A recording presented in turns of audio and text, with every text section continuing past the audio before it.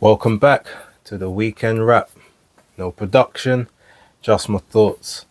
As always, please like and subscribe. Share with a friend, a colleague, a relative, an associate, an enemy, any and all in between.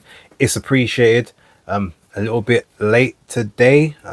Few things I had to take care of this morning. You guys know commitments are commitment in at the minute, but we are here, and it looks like we need to discuss, I guess, the events of yesterday. First things first, I haven't had a chance to look at the Rashidi Ellis fight or the Jai Tucker fight or any of the other fights that was on that pseudo top rank card that wasn't really a top rank card but had to get the top rank card fighters out. So I haven't really seen any of the results, can't really speak about that. So yeah, literally just going to be talking about the event that took place in Birmingham over the weekend. Again, very unfortunate that I wasn't there. It looked like it was a good event to be at.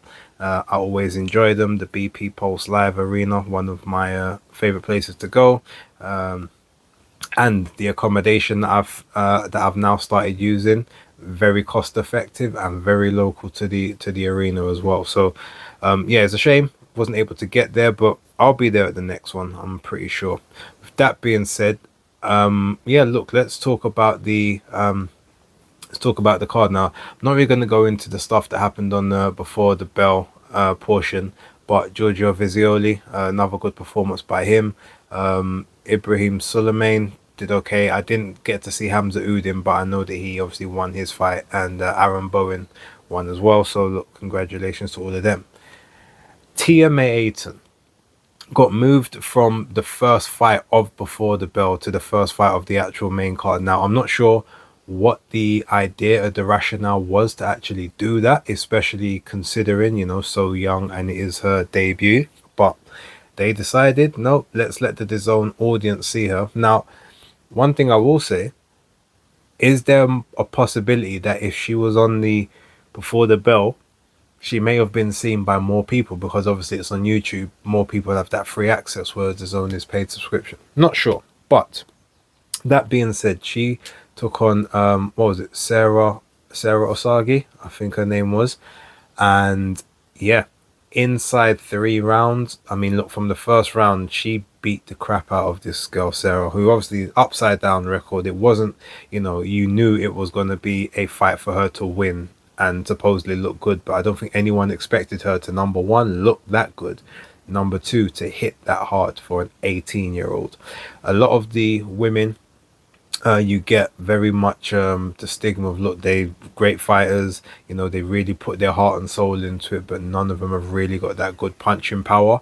Well, that's not something you can label at Tia. Like, that straight backhand that she was landing was rocking Sarah's head back constantly. Now, the one caveat I would have is that Sarah came into the ring at 117, so at the bantamweight limit, and Tia came in just underneath 120. So basically, she was weighing in at super bantam. It's only 2 pounds in this context, but the question, it looks obviously like the Sarah lady was a much naturally smaller girl to begin with. That being said, Tia didn't care. There was spite in the punches. There was good combinations. The footwork was nice. She didn't do too much. She didn't go too far out of range. She didn't step too far in range. She didn't smother her work. Everything was straight down the pipe, maximum full extension. So you can kind of see where her just natural combat background has come from. But yeah, the way that the fight ended, brutal knockdown in the third round, about 20 seconds in, and then that was coming off of a counter as well. And then ultimately Sarah gets up, and then she gets put straight back down with a 1-2. Very Deontay Wilder-esque, reminiscent of, say, like his fight with Dominic Brazil, for instance. I've heard a lot about Tia before. I did want to obviously be up in Brum to obviously interview her face to face. I will get in touch and try and reach out on the channel. Obviously, I guess I'm gonna have to put her in the next Femme Files as well when that does eventually drop. But yeah, definitely one to watch in the women's game. And I can already see, and this is just me doing my matchmaking. Her and Gabriela Fundora, say 2 years from now. Now I know Gabby's been talking about she can actually go down to that she can make 105. She's currently, no, she's a 112. She's saying she can make 108, but we all know that she needs to move up to 115 to have, for girls to at least be competitive. But 115, not too far from 118. She's got the height, the reach, the frame, and I think that her versus Tia Ayton in 3 years, 2 to 3 years. So what are we now? 2025, 2027, early 2028. It would be an amazing fight. I look forward to seeing it. Pat Brown against Ivan Duka. It was Pat Brown basically doing what Pat Brown does. He still took a couple more shots than he needed to, but he says, I'll show you my defense when it's necessary. These guys obviously aren't really that necessary for me to do that, so I'm gonna basically take liberties, go to town, which is cool. It was, what was it, a fourth round job. It was a brutal right hook to the body, left hook to the body, left uppercut on the inside. Duka went down, and yeah, he wasn't getting back up, and no bumps, bruises, scrapes, or anything for Pat, who's obviously back out again in 2 weeks on the Jack Catterall and Harlem Eubank card. So yeah, cool. Next, now this is where I actually started my stream quick, because I thought that this fight would be the chief support as opposed to the third from top. But Peter McGrail versus Unot Baluta, and this is the one of the card that I predicted I actually got wrong, because I predicted for Baluta to win the upset. I wasn't really sold on McGrail's punch resistance or his ability to actually like maintain a work rate, but Baluta didn't actually fight the way that I was expecting him to fight. He hung back a lot more, almost like he was trying to throw counters, whereas usually he's a lot more sort of on the front foot, sort of like ambush and quick flurries getting in and out. So McGrail had time to work, and there was a lot of opportunities where McGrail maybe slipping a bunch of punches, a couple get in, but he manages to land a very nice counter on the inside, which is obviously very eye-catching. Now I wasn't actively scoring like super, but I scored it 97-93 to Peter McGrail. The 95 scorecard surprised me. The one card that had it a draw. I mean, I don't know if that guy's a Queensbury associate or not, but as bad as it seemed on the night as such, I can kind of see where you can give 5 rounds to Baluta. I didn't, but the amount of work he did, especially if you're at certain angles, you can't see what is landing and what isn't, and all you see is 3, 4, 5 shots going in, with McGrail maybe throwing one back. So yeah, not for me. I do think that was a non-reflective of the bout card, even though it was a majorly competitive fight. But yeah, Peter McGrail wins. I'm still not really sold on him, if I'm honest. He's got some good qualities about him, but I just don't think he gets to that promised land, or at least not against anyone of note. And I guess that's the caveat. You can always be maneuvered into a position, but yeah, if he's got to face the who's who of his division, I just don't really see him lasting, whether it's now, next year, the year after. Then we got Conor Walker against Liam Taylor. Now, I predicted the right person. I did think Conor Walker would win this, but I went the safe route. I went points. I felt that Liam Taylor would do well in the first part of the fight, but Conor Walker would ultimately sort of take over with just the work rate and consistency.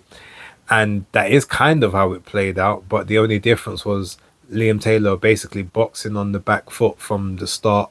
Conor Walker with a really, really nasty ramrod jab that was just affecting Liam every time he threw it, busting up Liam's face. It was quite a brutal shot. But yeah, even though Liam Taylor was doing very well in those early rounds, you could just tell that he wouldn't be able to keep it up because he's having to be constantly on the back foot, constantly engaging, rather than sort of being able to pick his moments. He was basically just having to throw shots to keep Conor Walker off of him, which weren't really having the desired effect. So Walker, does what he does, drives, sort of just drives down the pipe, works the body, those ramrod jabs to the head, and eventually ends in a devastating hook, left hook. They were both exchanging hooks. The person with the shorter, tighter arms managed to get theirs off first, and they always say don't hook with a hooker. And yep, Liam Taylor found that one out. It was a pretty brutal knockdown and knockout. So congrats to Conor Walker. Defended the British welterweight championship. Time to see what he does moving forward. And yeah, he's a fun fight to watch. He's a fun night of boxing, most definitely. Main event: Galal Yafai versus Francisco Rodriguez. Now, I got this one right as well. I did predict that Francisco Rodriguez would win. However, I predicted he'd win via knockout in the 11th round. Because number one, Galal Yafai has never been 12 rounds before, and he's always got a habit of kind of fading after sort of rounds 4 to 5 in the fights that sort of go that distance, because he throws, even though he throws a lot of shots, he throws a lot of just hard shots. But I knew that facing someone that would also be able to throw as hard as shots back at him with a much better engine, which I believed Rodriguez had. Any time I see one of those like Mexicans from those lower weight classes, I just always gonna believe that they've got well conditioned engine for 12 rounds of non-stop action, and that's exactly what it was. Galal Yafai, even from the press conference and times there, he just kind of seemed very much like, I don't really want this fight. Oh, it's going to be a fun fight for you. I can't believe I have to go through another person before I get my title shot.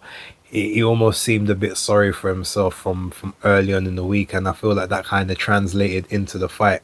And the same way that he treated Sonny Edwards is kind of the way that Francisco Rodriguez treated him. The only difference is he did manage to make it to the end of the fight. Now, I'm going to say a bit contentious here, because there was twice he was knocked down and the knockdowns wasn't counted. I think one of them you could legitimately say was a slip. The other one, the referee claimed that he was pushed over. No, there was punches that landed.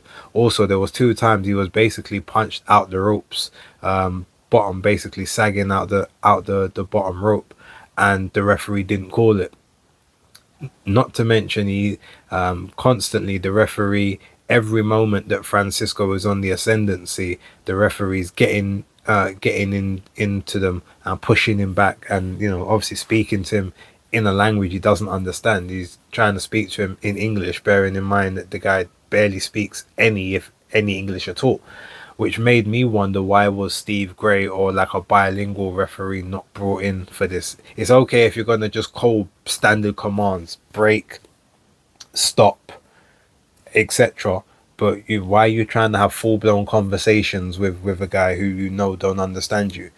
And then if you're going to make certain commands, he's going to have to look at you to try and understand what you're saying, which is going to take his focus off of the ring. But outside of that, I didn't like the referee. I can't remember which referee it was. I know his face, I know who he is. But yeah, I just felt he was taking the mick a lot of the time. There was a lot of times he was also pushing Francisco Rodriguez back, but violently pushing him back. And it's like, what are you doing that just because he's a small guy and you feel like you tower over him? And every minute you've got Galal Yafai pushing, two palms out pushing. You've got him putting his forearm in, throwing arms, being really dirty. Referees not saying anything, and Francisco is getting told off for basically throwing punches, which is what he's supposed to do. I thought the referee was an embarrassment, and even outside of that, Francisco beat the crap out of Galal Yafai. He probably said, you know what, this ref ain't trying to help me at all. The headbutts and all that other stuff. Okay, cool. I just got to forget what you're doing and just go to town. And he did. I think he was, like I said, he was robbed to me of two knockdowns. Legitimately, there was a knockdown in the 11th, but Galal Yafai, I will give him this. He's got great survival instincts and he knows how to clinch and hold for dear life. To be honest, there was a couple times he's literally holding, the referee's trying to separate them. He's still got his arms hooked in. I'm surprised that you don't get told off or you don't get a point taken off for that. Is definitely excessive clinching in those moments. But he got through the rounds. He was hurt numerous times, but he managed to, like I said, he got through it. Congratulations to him on that one. But the right man definitely won. Francisco put on a masterclass of brutality in that fight. Both guys ended up being bleeding and cut, but Francisco's cut definitely looked like it was due to a clash of heads. I think the referee said that Galal Yafai's cut was due to a clash of heads as well, but I'm pretty sure punches were landed. And there was a moment where the ref decided to take Francisco to the doctor, and I thought, oh, they're gonna say that his cut was caused by a punch, and they'll try and stop the fight on him. But luckily, the doctor didn't do that. But I think that made them go up and turn up the notch of impetus to say, I can't let them stop this, so I've got to just basically throw hands, and that's what he did. Yeah, look, Galal Yafai soundly beaten. Like I said, he seemed kind of defeated from the press conference, if I'm honest. But yeah, I won't say it's the end. It's not the end for him. He's still young enough that he can come back in that sense if he wants to. But I guess he just knows where his ceiling is and maybe who he's got to try and target for those belts, because at this point in time, if you're not getting past Rodriguez, you definitely ain't getting past Kenshiro Taraji. So maybe see who else has got belts in the division that you can maybe peel for, or hope that someone can maybe just drop one for you. But look, it was it was a good, entertaining fight, brutal fight, which is, I guess, would have made Turki Al-Sheikh very happy. And yeah, look, ultimately, that's the way it happened. Yeah, it was a good night. I enjoyed the watch along. Shout out to everyone who sort of jumped onto that. Obviously, it doesn't look like there's any Fight Talk live tonight. Definitely we'll be back next week. I am probably going to check out the second press conference between Canelo and Crawford and see if there's any new gems that are to be taken from that one. But look, I will leave it there. Leave your comments down below. Let me know what you guys thought of the fights. If you got your predictions right, and all that good stuff. Emma, if you're watching, I definitely need you to pull up with your comments. Yasmin, same to you. Philip, everyone. Bren, if you're about North Bank, make sure Jam Down and everyone else who obviously is always supporting. Big up to all of you. But yeah, and I will catch you on the next one, basically. So, peace out.